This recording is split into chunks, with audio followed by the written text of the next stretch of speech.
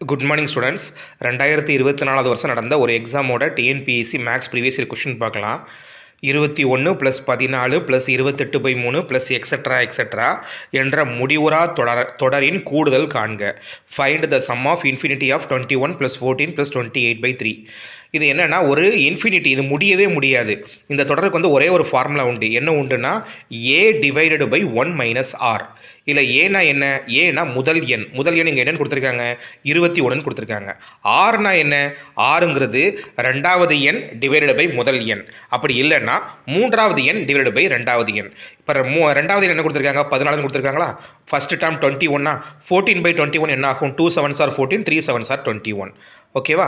இதே மாதிரி நான் தேர்டு டேர்மை கொண்டு செகண்ட் டேர்மை டிவைட் பண்ணுறேன். அதாவது 28/3 டிவைடட் பை 14 என்னவா இருக்கும்?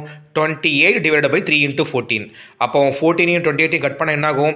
2 14s are 28. மறுபடியும் 2/3 தான் கிடைக்கும். எப்படினாலும் ஆர் கண்டுபிடிச்சிக்கலாம், பிரச்சனை இல்லை. அப்போ ஏக்கு பதிலாக என்ன சப்ஸ்டியூட் பண்ண போகிறோம்? 21.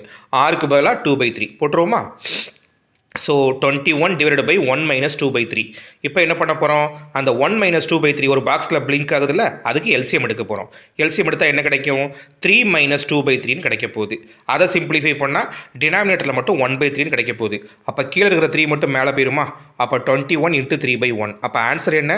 63. ஆப்ஷன் சி வந்து கரெக்டு.